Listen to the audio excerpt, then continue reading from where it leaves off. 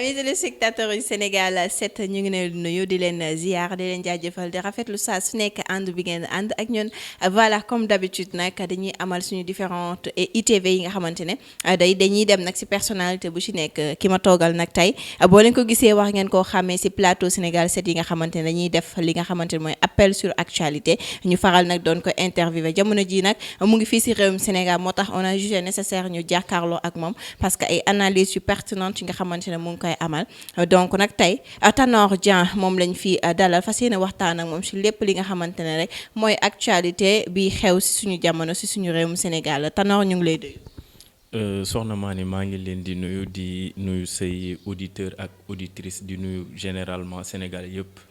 di leen jaajëfal et aussi di wax contentement la teew fii ci seen espace de communication bii pour waxtaan ak sénégalais yi. voilà yow moom miin nga Sénégal 7. c'est clair. moo xam nga dama laa sonal. non mais noonu la mënul ñàkk. voilà donc tey nag bu ñu ñëwee di waxtaan ak yow déjà ku la xam rek xàmmee la dina xam ne actualité la ñuy waxtaanee parce que si loolu ngay dox nga nekk nga xamante ne macha allah mën nañ ne da nga bokk si activistes yi bokk si ñi nga xamante ne dañuy def dénonciation si lépp li nga xamante ne ñaawteef la ak yeneen mbir yi nga xamante ne yaa ngi si yëngatu donc tey dañ koy dooree rek li nga xamante ne moom moo dal seen mbokk mi nga xamante ne mooy kilifa donte sax libéré nañ ko mais marche bu ñu amaloon ci Kaolack prestataire u Sénélec yi ba ñu jàpp ko ci jour bi ñu jàppandoor ci ak yeneen naataangoom ay ndaw ñu bàyyi ndaw ñu moom ñu bàyyi ko fa ba le lendemain ñu soog a arrêté yéen loolu nan ngeen ko dundee woon. c'est pénible et compliqué à la fois boo xoolee li xew keroog Kaolack xew nit ñi manifester ko le lendemain à Dakar tout simplement day wane ci beneen fànn rek ne la manière dont les libertés publics sont gérés au Sénégal est catastrophique mooy ñàkkum liberté bi fi nekk parce que les travailleurs au Sénégal il faut l'admettre sont opprimés sont humiliés de façon permanente ay salaires de misère la ñuy am mais aussi seen conditions yi ñuy liggéey dafa jéggi dayoo et la société civile comme le dit Gramsci a vocation à créer l'avènement de l'État loolu moom moo tax ñu ci mel ni kilifa ñoom Guy Marius Sagna et bien d'autres sommités de la société civile ils essayent d'organiser les travailleurs dans des syndicats ci yi ñu nekk ñu leen di inviter parfois bu nekkee dañuy dox ay doxu ñaxtu waa société civile bi ñëw accompagner leen parce que quelquefois la société civile c'est ça son rôle et son devoir maanaam accompagner les travailleurs toutes les personnes en général qui sont opprimées maanaam société civile dañoo war a ñëw taxaw seen wet. ñi nga xamante ne ay néew di doole lañ. Effectivement, tout simplement, c'est dans cette logique-là et dans cette dynamique-là moom la kilifa ñëw dans une démarche très très responsable et pacifique man gisuma woon lu jar ñu koy jàpp di ko téye ci kaso bi lu mat benn fan daanaka waruñ ko woon jàpp parce que quelque part il faut admettre que le ministère public moom mooy ñi nga xam ne ñoom la ñu dénk kaaraange réew mi préfet yi représenté leen tey ci diwaan bu ne. bu manifestation pacifique amee ay travailleurs di kaas seen ay ak seen ay yelleef dañoo war a déployer un dispositif sécuritaire boo xam ne maanaam moom mooy aar ñiy manifester ñu mën a manifester ci jàmm loolu mooy seen jàmm ñoom en tant que État mais ñun it moom mooy suñu jàng en tant que membre de la société civile tout simplement. plus que itam dañoo leen autorisé boobu les manifestation boobu les marche moo tax sax ñu am audace jóge ba Dakar dem ba foofu noonu ngir soutenir leen donc tey jii nii est-ce que nekkul aussi problème kumba am ndey kumba amul ndey bi fi nekk parce que boo xoolee parti au pouvoir ak parti opposant bi ba tey dafa am ay xëccantoo bu metti bu ci nekk d'autant plus que ñu ngi ci campagne jamono jii nii. waaw loolu daanaka moom mooy c'est une problématique bien africaine. da ngay gis ni on constate à la fois une justice politique mais aussi une justice de classe quelque part boo xoolee ci travail c'est une justice de classe mais boo xoolee par rapport ak activiste ou bien du moins la société civile pour être un peu quand même dans un langage politiquement correct la société civile et l'opposition ou bien la classe bi nga xam ne ñoom ñooy diriger et l'opposition ou bien la société civile da ngay gis ni souvent tiraillement yooyu moom moo ci am et que quelque part il faut admettre que y a un échec à ce niveau parce que bu ñu fàttalikoo 2012 ou bien 2011 ci campagne électorale ki nga xam ne tey moom moo jiite Sénégal il disait que maanaam moom tabax ay tali andiwu ko fi woon mais c'était pour restaurer l'état de droit loolu c'était une promesse assez forte parce que sénégalais yi gisoon nañ ay tali am fi ak yu bari taxawoon fi tey mais lenn la ñu c'était un constat d'échec ci ni ñu maanaam gérer les libertés publiques ku wax ñu jàpp la tëj la et aujourd'hui ku xool les événements qui se sont passés en février xam ne les Sénégalais ils étaient étouffés loolu moom moo taxoon ñu génn taxaw di ñaxtu naan bu ñu mënul dundal bu mucc ayib nañ ñu bàyyeeg suñu ay liberté et aujourd'hui lu ñu mën a constater moom mooy lan moom mooy une démocratie confisquée par la classe dirigeante mais tout simplement une démocratie atrophiée où les libertés publiques quelque part sont totalement saccagées loolu moom moo waral lii yépp di fi am. voilà pacifier ñi nga xam ne ñoom ñoo jiite ñoom ñoo war a pacifier maanaam l'espace public ñi nga xam ne dañoo am lu ñuy ñaxtu ñu ñaxtu ko dans les dispositifs qui sont bien établis par la loi mais ñoom bu ñu ñëwee maanaam andi benn violence bu symbolique ñi nga xam ne ñoom ñooy nekk ci kujje gi ñooñu ils ont quand même le droit bu ma nee le droit c'est un mot qui est constitutionnellement garanti le droit de manifester c'est constitutionnel dans la loi dans la constitution de 2001 bu ñu ko fàttee maanaam constitution moom moo ko jox askan bi ne leen boo leen amee loo leen metti maanaam ñaxtu leen ko donc à eux de garantir ces libertés là loolu moom mooy seen devoir. bàyyi li nga xamante ne rek mooy xëccoo beeg xiiroo beeg ngaayoo bi entre les jeunes parce que aussi bu ñuy wax jeunesse sénégalaise mooy ñoom ala accu lañ def ñoom du ñu bàyyi comme te yow yaa ngi nii toog daanaka da nga leen représenté ndax yow jeune nga te yaa ngi fi nekk donc li nga xamante ne itam war nañ ko waxtaanee ci ITV bi mooy Tanor manifestation place de l'Obélisque place de la nation autant pour moi nga nekkoon fa ki nga xamante ne mooy Ousmane Sonko moom lañ naan le président de l'opposition moom nag jiite ko ndax woote nag def sorti ne ñëw leen en masse pour ñu libérer détenus yi nga xamante ne jàppoon nañ leen depuis le mois de mars donc situation bi nga xamante ne yàgg na loolu aussi. mais effectivement parce que loolu la démocratie bu ñu fàtte man li may wax maanaam ñi ñu jiite souvent laa koy adressé la démocratie c'est cette aptitude ñi nga xam ne ñoom ñoo ñu jiite ñu mën a gérer les minorités.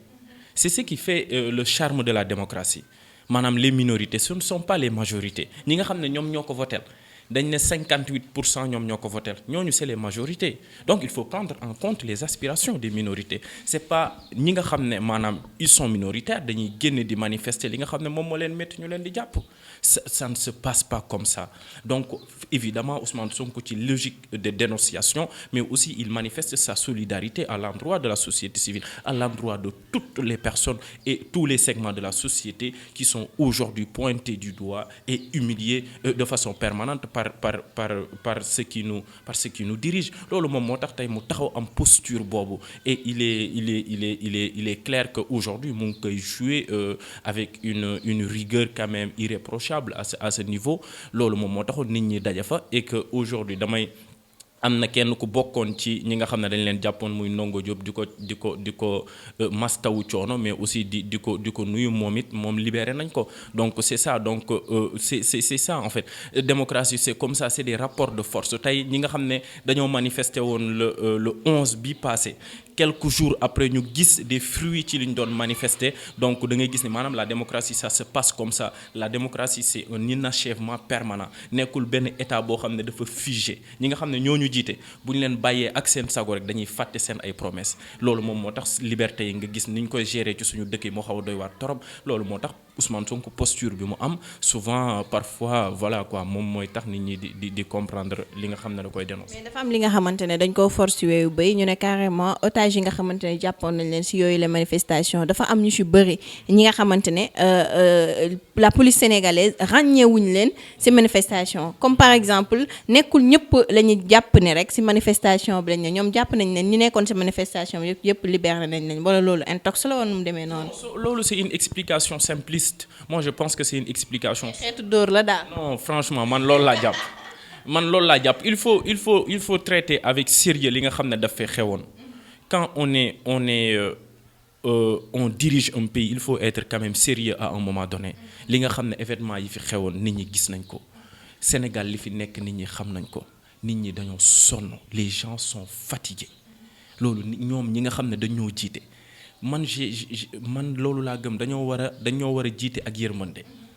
mais aussi dañoo war a déglu ñi nga xam ne ñoom ñoo doon manifester la dernière fois. La majorité il était des jeunes et aujourd'hui les jeunes ils ont besoin de quoi? Ils ont besoin de discours performatifs, mais ils ont besoin aussi des perspectives d'avenir. C'est pour ça qu'ils sont sortis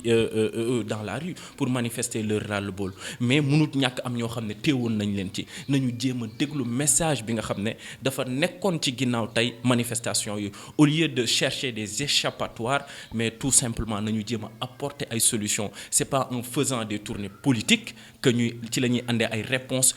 sociales par rapport ak lii nga xam ne tey askan bi da nga koy dund. Les gens de la banlieue, ceux qui sont dans les bas-fonds du Sénégal, ils sont dans des conditions extrêmement difficiles. Les gens ils ont besoin des réponses sociales, ils ont besoin des réponses économiques, mais tout simplement ils ont besoin d'avoir des conditions de vie qui honorent tout simplement la dignité humaine. Loolu moom moo tax nit ñi doon ñaxtu ñu jàpp ñëpp. Aujourd'hui il y a des gens yoo xam ne ñu ngi leen téye ci kaso ba tey dañ leen a war a bàyyi. Loolu moom mooy créer ay frustration.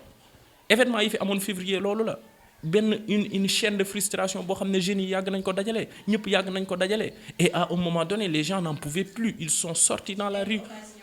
totalement pour manifester toute leur frustration. Loolu nag ñi nga xam ne dañ ñoo jiite dañ ko war a gérer avec une intelligence, mais pas nekk dans une posture de négationniste. Maanaam naan non du dëgg opposition bi moom moo leen di instrumentaliser ay bandé ci toppoon kenn du bandé. ñu ni neen la ci suñu biir Sénégal. On a une longue tradition démocratique. Ñoom ñi fi nekk tey kon loolu buñ ko yàq buñ ko saccager nañu gérer ni ñu war a gérer ñi nga xam ne dañuy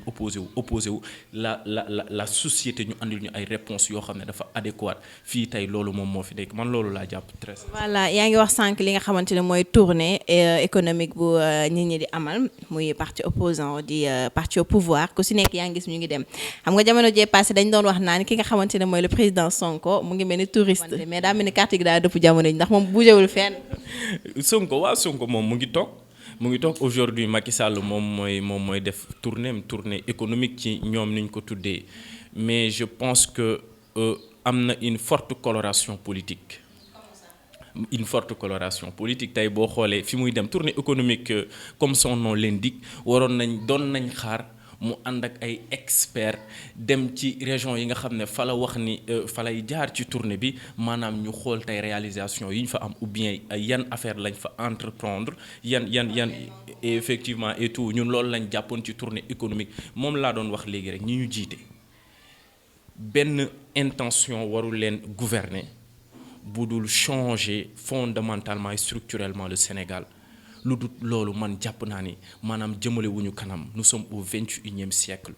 Le Sénégal est toujours là dans des conditions extrêmement compliquées. L'Afrique est toujours là de façon continentale. Il faut qu'aujourd'hui nos gouvernants prennent en compte cette donnée-là. C'est essentiel. L'Afrique n'est pas un continent maudit. Il y a énormément de choses à faire. Quelque part, c'est aux dirigeants ñoom ñoo war a prendre seen ay responsabilités. ñu jóge tey ci dimension folklorique bi ñuy defee politique. Aujourd'hui les gens ont besoin quand même des politiques salvatrices maanaam politique yoo xam ne à la fois ñi nga xam ne ñoom ñoo ñu jiite mais aussi li ñu teg ci kaw loxo askan bi mu nekk ay politique yoo xam ne maanaam c'est dénué d'intérêt mais tout simplement seen ay intérêt bopp mu nekk intérêt yoo xam ne askan bi dañ ciy gis seen bopp. Nañu tabax ay hôpitaux c'est bien yu bari.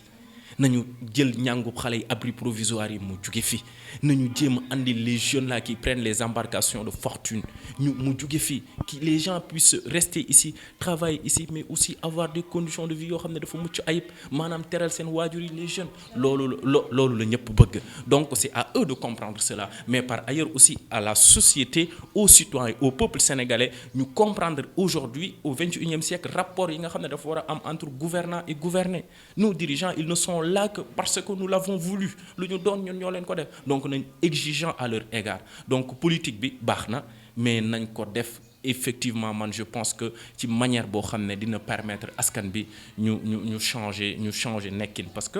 quoi que l'on puisse dire ku la waxul ne Sénégal dafa metti daf lay nax. metti na metti boo xamante ne askan wi instant yi ñu ko si gis mu ngi kaas mais nag coowal troisième mandat bu ñu xoolee ñu ngi ko doon waxtaanee presque des mois mais jamono ji dañ ciy gis ab coppite maanaam ki nga xamante ne mooy goro ci Macky Sall moom itam daf ko jël contre troisième mandat bi jabaram am ñu ne contre na aussi lu ne mel ndax ki nga xamante ne mooy Moustapha Diakhaté ñu ngi xamal ne dafa quitté fële ci APR créer benn mouvement ànd jubbanti Sénégal. Donc créer def benn pétition bu nga xamante ne 5 millions de personnes lañ soxla pour que ñu mën a signer pétition boobu ngir annuler candidature président Macky Sall loolu nga ci xalaat. man je pense que le Sénégal ñun Sénégal bi ñu toll tey waroon nañ dépasser débat boobu moom laa la doon wax sànq ci samay njëlbeenu kàddu. Il est toujours sur actualité ah. maanaam ki nga xam ne moo ñu jiite moom moo maintenir ce débat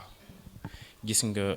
man jàppoon naa ni dañuy dépasser ce cap ak Macky Sall ce stade-là très sincèrement c'est un débat de borne fontaine. boo gisee réaction réponse am ci question boobu yow lan nga jàpp personnel. ma ne la moo tax ma ne la loolu fayitam la c'est ça faillite en 2012 bi mu fi nekkee loolu la wax mu ne dafay restaurer état de droit bu nekkee dafay restaurer état de droit mu ñëw andi constitution ñu ne kenn mënul def lu ëpp ñaari mandat kuy waxal dëgg xam ne def na benn bi mooy ñaareelam loolu noonu maanaam élégance républicaine la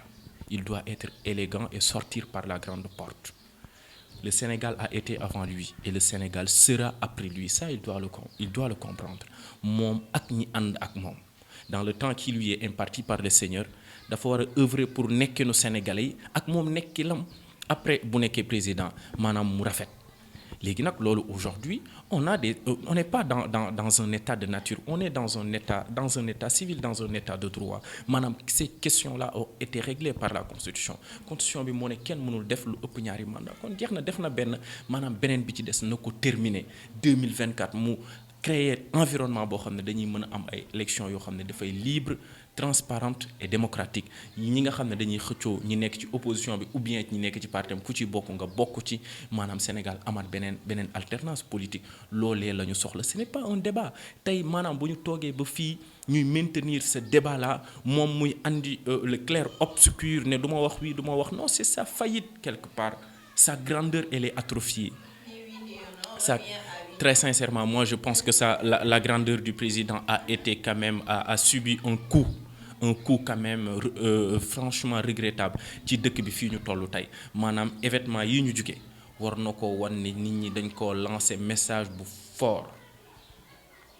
fort a fort faa mu am nag une intelligence politique pour mën ko intégrer bu ko intégrer wul ak ñi mu àndal ñëpp ñu naan ko mën ngaa def 3e mandat man jàpp naa ni dañ koy nax dañoo toll ci jamono boo xam ne on a constaté aujourd'hui la faillite des anciens partis politiques waaw tey benn ñaari camp moom mooy opposé Sénégal ñi nga xam ne ils sont avec le système ak ñi nga xam ne ñoom ñoo représenté les révoltés c'est-à-dire contre le système. maanaam. moom mooy Ousmane Sonko ak ñi mu àndal. ok Pastef ngay am foofu ak APR. voilà léegi non ak loolu moom moo fi nekk. non Tanor loolu daal nga wax. non mais faut admettre la réalité aujourd'hui tey li nga xam ne la ñuy constater loolu moom moo fi nekk ñaari vis-à-vis yooyu moom moo fi am Ousmane Sonko ak ñi nga xam ne dañoo nekk beneen parti bi mais bu ma nee ñi nga xam ne dañoo nekk beneen parti bi Macky Sall bokkatul ñaari mandat jeex na il va devoir partir loolu moom moo fi nekk et que 2024 sénégalais yi ñoom ñooy xool ki nga xam ne moom moo gën ci ñoom. xam naa ne yéen moom ala accu doo leen bàyyi. ki nga xam ne moom moo gën ci ñoom mooy ki nga xam ne moom mooy permettre travailleurs yi ñu am ay conditions de vie yu mucc ayib ki nga xam ne moom moo gën ci ñoom moom mooy permettre xale yi bu ñu waree jàng bu ñu waree am liggéey ki nga xam ne moom moo gën ci ñoom moom mooy permettre à ces femmes où qu'ils soient fu ñu mënti nekk ci àll bi fu ñu mënti nekk ci Sénégal fu ñu mënti nekk ci Dakar ñu mën a am ay conditions yoo xam ne maanaam dañuy jóge ci humiliation permanente dootuñu accoucher ci ay charrette mais aussi suñuy femmes dootuñu dem ñu leen di téye ci ay hôpitaux maanaam parce que tout simplement amuñu lu ñu fayee pour génn loolu moom moo tax aujourd'hui maanaam président boo xam ne dafay dëgëral taxawaayu jigéen loolu moom la ñuy xeex ñu am njiit bu mel noonu en 2024 bu nekkee Ousmane Sonko la on va continuer à l'accompagner pour ñu mën a yegg tey ci changement yu profond yooyu noonu ak yu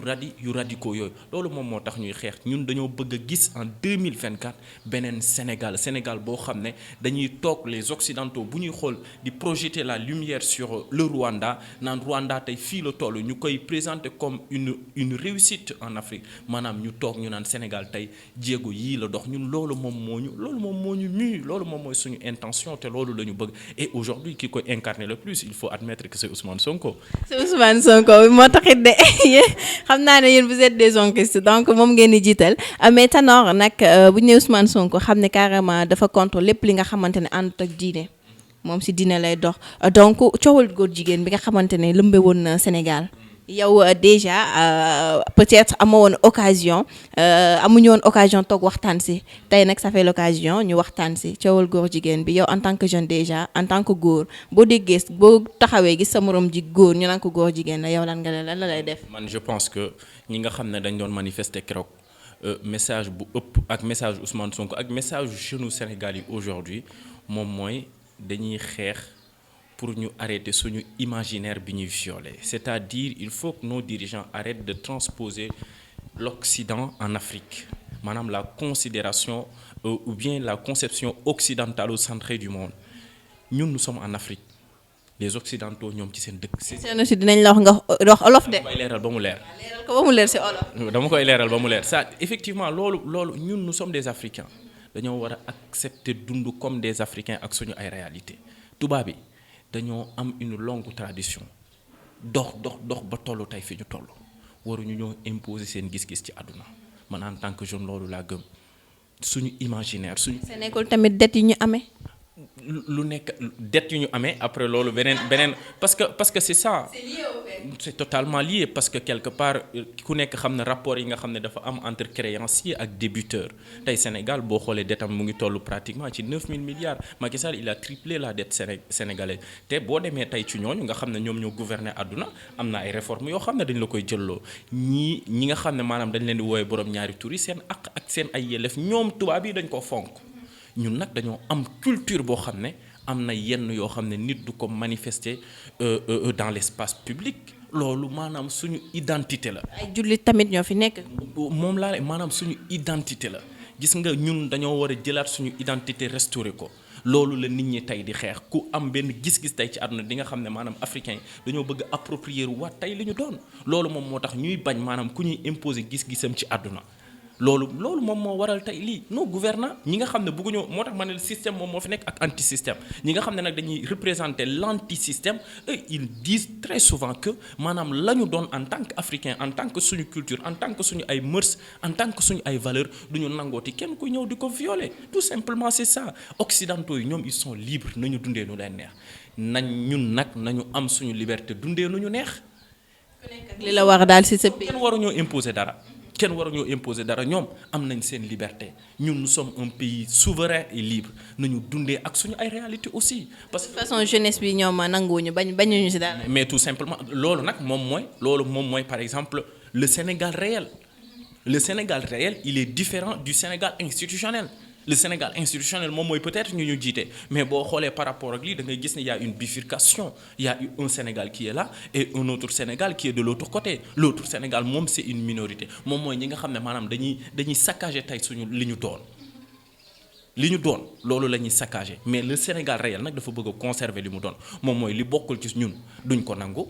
lu bokk ci ñun nag dañ koy conserver maanaam suñu identité loolu bokk ci li ci bokkul nañ ñu ko nangul waaw. voilà dañuy jeexalee nag ak li nga xamante ne mooy actualité phare bi nga xamante depuis démb ak tey ñu ngi koy waxtaanee en tant que jeune jàngee nga ci lycée bu ñu naan banque islamique jamono ji ñu tuddee ko lycée El Hadj Malick Mansour Sy donc nag dafa jege plage bi mu am ay décès yu bari démb Malika tamit am na décès yi nga xamante ne c'est énorme te ay xale yu ndaw lañ ay tout temps ku ci mag daanaka ay fukki at ak juróom la am fukki at ak ñeent en tant que jeune ban message ngay lancer la jeunesse sénégalaise. li ma leen di lancer moom mooy en tant que jeune mais aussi souvent c'est des jeunes yoo xam ne ils sont issus de la banlieue il faut reconnaître ça l'absence de repères ak li fi nekk. loolu lépp dañ koy prendre en considération lenn rek laay wax ñoom ñuy xale nañu xalaat seen waajur yi xam ne seen waajur yi dañ leen yaakaar ñu moytu ndaw buñ ko yaakaaree day moytu ndaw buñ ko yaakaaree parfois di nga bëgg a def lu ne mais parfois boo xalaatee ni quelque part y a ta maman à la maison boo xam ne effectivement sa yaay mu ngi lay xaar ci kër ga investir ci yow yaakaar ni sama doom bi bu màggee teral ma mu nekk xale bu góor comme mu nekk xale bu jigéen kon dañoo toll ci jamono joo xam ne góor baax na jigéen baax na nañu xam ne seen yaay dañ leen di xaar ñu jàng màgg teral leen yóbbu leen màkka c'est des réalités nañu xam loolu ñu moytu bu baax moytu géej gi baaxut. C'est l'expérience qui parle. baaxut géej gi baaxut ci lañ daan xëy di ci yendu di ci baaxut nañu xalaat seen yaay man loolu laa gëm xale buy xalaat yaayam rek di nga am benn yërmande nañ leen xalaat maire yi sonn nañ xale yi nañu xalaat maire yi nañu moytu bu baax baaxul c'est pas bien mais aussi. C'est énorme bu ñu xoolee en une semaine presque une dizaine de noyades c'est énorme. mais effectivement mais aussi par ailleurs loolu bu ma ko lancé xale yi laa ko lancé mais aussi où sont les autorités. Où sont les autorités c'est à eux loolu la ñuy wax maanaam sénégalais insécurité bi fi nekk à tout égard ñoom ñoo war a constituer ay dispositifs yoo xam ne dañuy permettre nit ñi même bu ñuy dem plage fi ñu wartu yegg duñ fa yegg parce que dañoo toll ci été te tàngaay bi ñëpp xam nañ dafa tàng lool nit ñi mën nañ dem au bord de la plage pour maanaam am benn tawféex. Au-delà de ça nag maanaam ñoom nañu jouer seen ay rôle. ak benn dispositif sécuritaire maanaam xale yi mën a am benn sécurité bu ñu fa demee mais ñi fay dem di féexlu ñëpp mën a am benn sécurité parce que ñi nga xam ne ñoom ñooy dee ci plage yi ils ne sont pas de dignité inférieure donc nañu prendre cela en considération seen ay doom demuñu ci plage yi di fa sangu donc nañu jël les dispositifs sécuritaires qu'il faut pour xale yi bu ñu mën a demee bu ñuy dem plage maanaam ñu xam ne foofu bu ñu fa demee aussi nekkul ay espace yoo xam ne day doon ay espace yoo xam ne maanaam sécurité dafay manquer absence de sécurité ñu ko fay constater mais tout simplement ou bien absence de l'État tout simplement loolu la ñuy constater partout dans la banlieue insécurité bi à la fois dans les plages que ci biti nañu jël ay dispositifs sécuritaires yoo xam ne moom mooy permettre nit ñi dund bu mucc ayib. voilà donc nag Tanor wax nga lu am solo nañu am benn sécurité bi nga xamante ne dañ koy amal ndaw yi nga xamante ne ñoo nekk ci réewum Sénégal donc nag suñu ITV na fii lañ koy yemale du ñàkk prochainement incha allah balaa ngaa retourner xam nga da ngay dugg di génn ñu amalaat beneen débat bu gën a yaatu incha allah donc mu bàyyi la nga tàggatoo. maa ngi lay jaajëfal d'abord yow ci espace bi nga ñu permettre ñu wax suñu xalaat nag taxut ne xam nañ. daanaka la ñu xam bëriwut leer na ma ne ñu ñuy déglu ñoo ñu gën a xam lu ñu fi wax mu jub du suñu mat lu ñu fi waxit te jubut ñu ngi ñaan internet yi ñu ñuy seetaan ñu jéggal ñu ko tout simplement di leen ñaanal jàmm rek ak tawféex jaajëf. voilà merci beaucoup à Tanor Dieng je vous rappelle que moom nag day yëngu si lu bëri li nga xamante ne rek day dox si ak yelleef doomu aadama mu nekk jeune bi nga xamante ne jàmbaar la lool moo tax damay sawar di dalal genre jeunes yi nga xamante ne rek dañuy nekk exemple si ndawu Sénégal donc ami internaute lii lañ leen indiloon tey ñu ngi leen jox juste rendez-vous très prochainement mais d'ici là restez en compagnie des programmes de Sénégal 7.